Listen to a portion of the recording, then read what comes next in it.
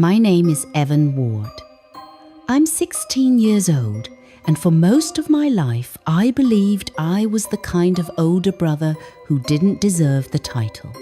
Not because I hurt my younger brother, but because I never truly cared about him. My brother Milo, 13 years old, has always been the complete opposite of me.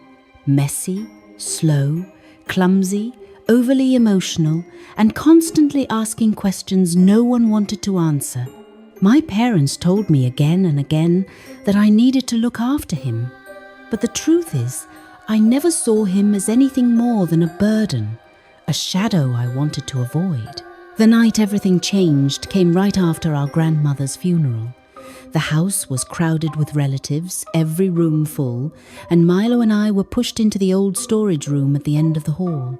The air in that room was heavy with dust and incense, the shadows stretching across the walls like strange creatures leaning in to listen.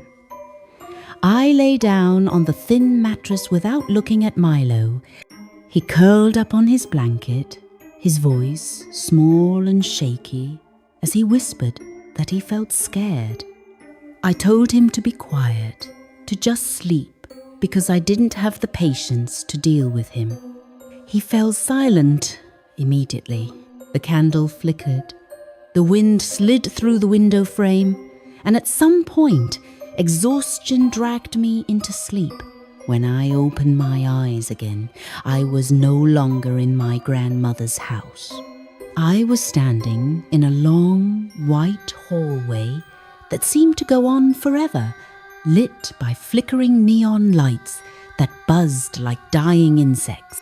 Milo stood beside me, trembling violently, clutching my arm as if he were about to fall apart. Before either of us could speak, a scraping sound echoed from the far end of the corridor. Something was approaching, tall, thin, and wrong.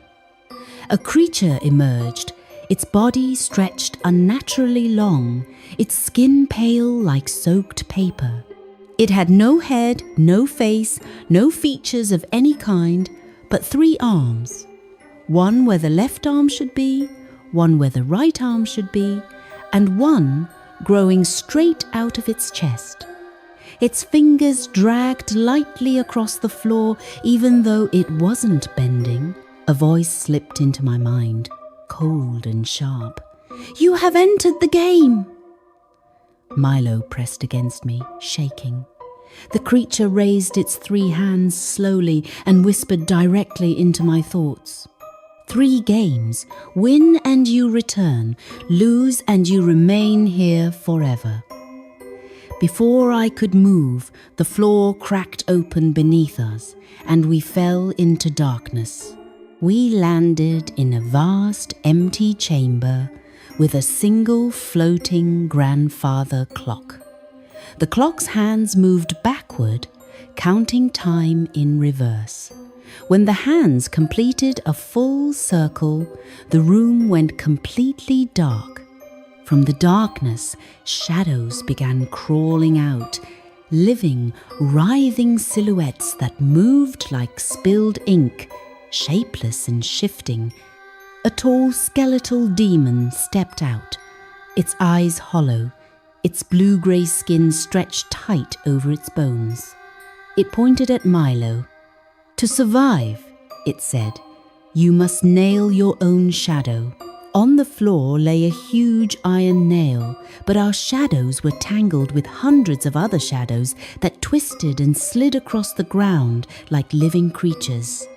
Every time I struck the nail downward, the shadow I aimed for darted away as if it were alive. The whispers of countless voices echoed around us, repeating my name again and again. Panic clawed at my throat. Then I noticed something. Among the countless shadows moving wildly, Milo's shadow was the only one standing perfectly still. "Milo, don't move!" I shouted. I lunged toward him, pinned his shadow in the thin circle of light, and slammed the nail down. A deafening shriek erupted through the room, and every shadow dissolved into smoke. The demon bowed its head. You survived the first game. The world shattered like glass, and we fell again, landing in an old abandoned opera house. The air smelled of mold and forgotten performances. On the stage sat an entire orchestra of wooden puppets, each holding an instrument frozen in place with hollow eye sockets. At the center stood a demon dressed like a conductor, wearing a tall hat, its face a smooth, blank mask. It tapped its silver baton. Find the safe seat before the music stops. Fail, and you die. Every seed had a symbol carved into it. Triangles, circles, squares, and crosses. The baton lifted, and the puppet orchestra began playing a distorted melody that sounded like metal grinding bone. Lights swept across the walls, highlighting various symbols. When the music cut abruptly, the seats marked with the highlighted symbol flipped violently and shattered. Panic surged through me, but the pattern was clear. The lights revealed which symbol was deadly each round. "Milo, go to the squares," I yelled. We dove into a row of square seats, just as an entire section of circle seats collapsed. The rounds got faster and more chaotic, but we survived each one. Then the final round began. The lights flashed on all 4 symbols at once. Milo gasped, "There's no safe seat!"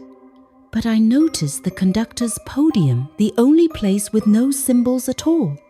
I grabbed Milo's arm and we sprinted onto the stage, stepping into the demon's own position. The music stopped. The conductor bowed. "The conductor's place," it said, "is always safe." The theatre collapsed into dust. Suddenly, we were standing on the rooftop of my grandmother's house, though it was twisted and warped like something from a nightmare. In the center of the rooftop was a giant glowing board, like a chessboard made of illuminated tiles. A demon with long hair covering its face sat at the edge, scribbling symbols onto the board with a piece of chalk.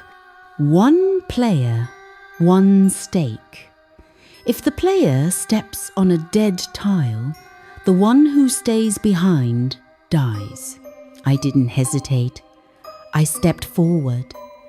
"I play!" Milo tried to stop me, but I refused. I stepped onto the first tile and it glowed under my foot. Immediately, several tiles across the board flickered and went dark, forming a treacherous path. "Trust your instincts," the demon murmured, "and survive."